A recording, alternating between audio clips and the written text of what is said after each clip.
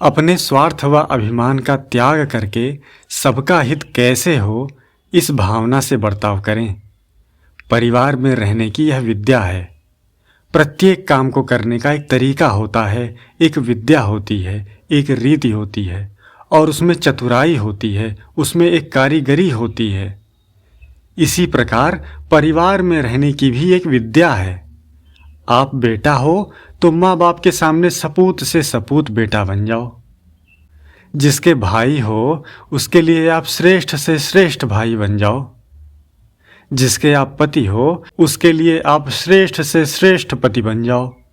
आप पिता हो तो पुत्र पुत्री के लिए श्रेष्ठ से श्रेष्ठ पिता बन जाओ। जैसा जिसके साथ संबंध है उससे आपका श्रेष्ठ संबंध होना चाहिए।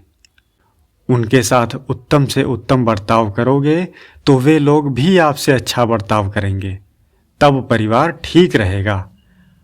आप कह सकते हैं कि परिवार के सब लोग इस तरह सोचेंगे तब ठीक होगा, एक आदमी क्या करेगा। बात ठीक है, परंतु आप अच्छा बर्ताव करना शुरू कर दो।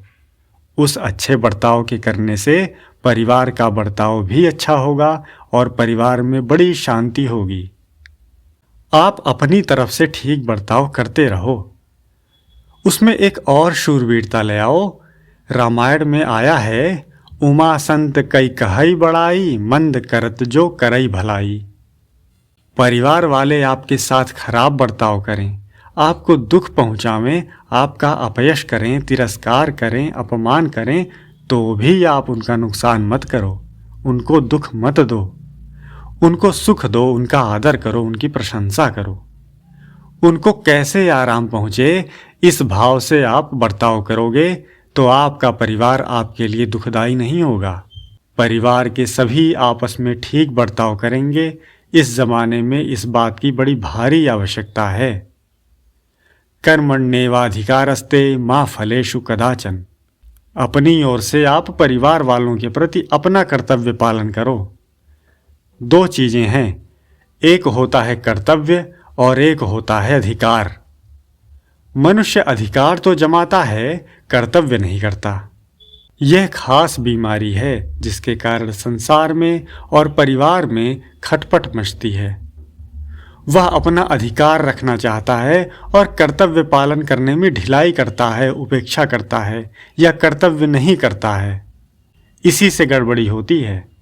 इसलिए अधिकार तो जमाओ मत और कर्तव्य में किंचिन मात्र भी कमी लाओ मत। उनके अधिकार की पूरी रक्षा करो। उनका जो हमारे पर हक लगता है उस हक को ठीक निभाओ।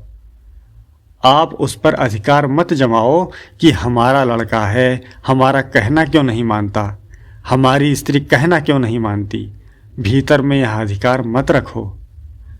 कहना हो तो कह दो, प्रेम से, स्नेह से, आदर से, अपनेपन से, पर भीतर से आग्रह मत रखो कि स्त्री पुत्र मेरे कहने में ही चलें।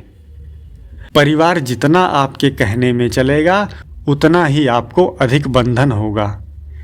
जितना ही वह आपका कहना नहीं करेगा उतना ही छुटकारा होगा। उतनी ही आप में स्वतंत्रता होगी, उतना ही आपको लाभ है। जितना वे कहना अधिक करेंगे उतना ही आपको बंधन होगा। मनुष्य को यह अच्छा लगता है कि दूसरे लोग मेरे अनुकूल चलें, मेरा कहना माने, परंतु यह बंधन कारक है। जहर चाहे मीठा ही हो पर मारने वाला होता है। इसी प्रकार अनुकूलता आपको भले ही अच्छी लगे पर वह बांधने वाली है। वे उच्छृंखलता करें तो भी आप अच्छे से अच्छा बर्ताव करो। वे चाहे उम्र भर बुरा ही करें तो भी आप उकताओ मत। आपके लिए बहुत ही बढ़िया मौका है। उनके बुरा करने पर भी आप अपना बर्ताव अच्छे से अच्छा करो।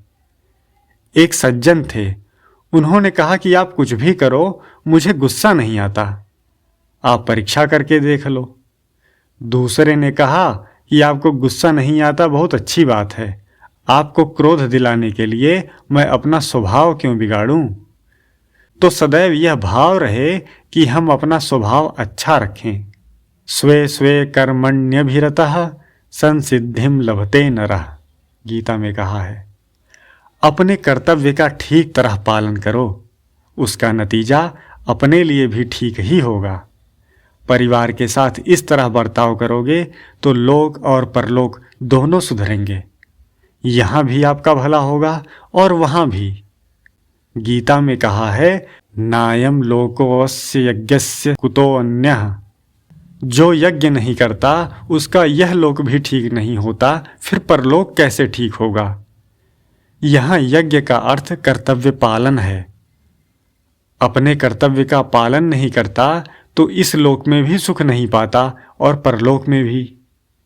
जो अपना ही स्वार्थ सिद्ध करना चाहता है, अपना ही आराम चाहता है, उसका संसार में भी आदर नहीं होता और परमार्थिक उन्नति भी नहीं होती। जो अपने स्वार्थ और अभिमान का त्याग करके दूसरों के हित में काम करता है, वह संसार में भी अच्छा माना जाता है, परमार्थ भी उसका शुद्ध हो जाता है। वह लोक और परलोक दोनों जगह सुख पाता है। कुछ लोगों में यह धारणा है कि हम आध्यात्मिक उन्नति करेंगे तो व्यवहार ठीक नहीं होगा और संसार का व्यवहार ठीक करेंगे तो परमार्थ सिद्धि नहीं होगी। यह धारणा सही नहीं है। गीता में इन दोनों का समन्वय है। अच्छा बर्ताव करो तो आपका लोक परलोक दोनों सुधर जाएंगे। व्यवहार भी अच्छा होगा और परमार्थ भी अच्छा होगा। व्यवहार में ही परमार्थ की कला सीख लो। जैसे एक उदाहरण बताएं, कोई दयालु जज होता है तो वह न्याय नहीं कर सकता, और न्याय पूरा का पूरा ठीक करता है तो दया नहीं कर सकता। दया करे तो रियायत करनी पड़े तो न्याय नहीं कर सकता, और न्याय ठीक ठीक करे तो दया कैसे होगी। परंतु भगवान की ऐसी बात है कि भगवान दयालु भी हैं और न्यायकारी भी हैं। इन दोनों में बाधा नहीं लगती, क्योंकि भगवान के कानून ही ऐसे बनाए हुए हैं कि उन कानूनों में दया भरी हुई है। जैसे भगवान ने कहा, अंतकाल में मनुष्य जिसका स्मरण करता है उसी के अनुसार गति होती है। यम यम वापि स्मरण भावम त्यजत्यन्ते कलेवरम तम तमेवैति कौन्तेय सदा सद्भाव भावितः। यह कानून है कि जिस जिस भाव का स्मरण करता हुआ मनुष्य जाता है, वह आगे उसी भाव से भावित होता हुआ उसी जन्म को प्राप्त होता है। अंतकाल के चिंतन के अनुसार गति हो जाती है। अंतमति सो गति।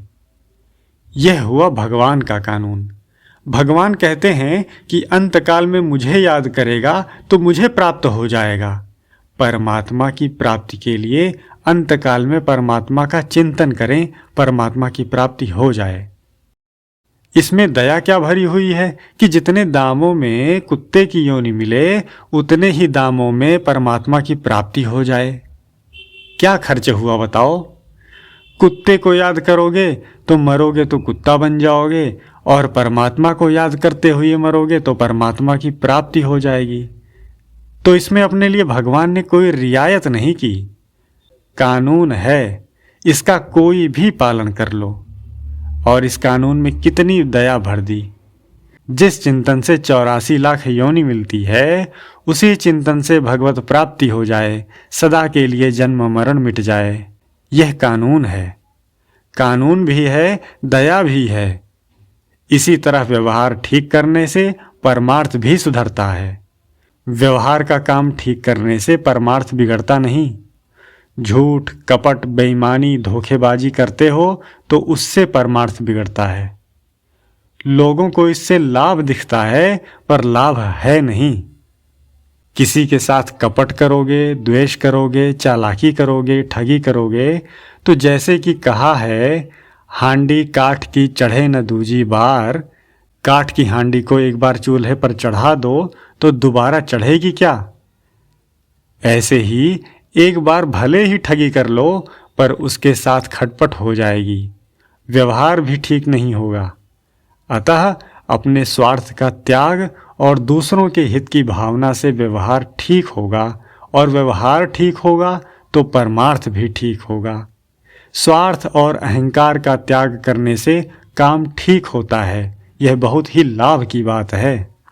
भगवत गीता व्यवहार में परमार्थ सिखाती है। गीता पढ़ो, गीता का अध्ययन करो, उस पर विचार करो और उसके अनुसार अपना जीवन बनाओ। देखो कितनी मौज होती है, कितना आनंद आता है। गीता बतलाती है कि व्यवहार ठीक तरह करो तो परमार्थ स्वतः सिद्ध हो जाएगा। सिद्धांत ये है कि परमार्थ तो स्वतः सिद्ध है, बिगड़ा तो व्यवहार ही है और कुछ बिगड़ा ही नहीं है। न जीवात्मा बिगड़ा, न परमात्मा बिगड़ा, न कल्याण बिगड़ा है। बिगड़ा है केवल व्यवहार।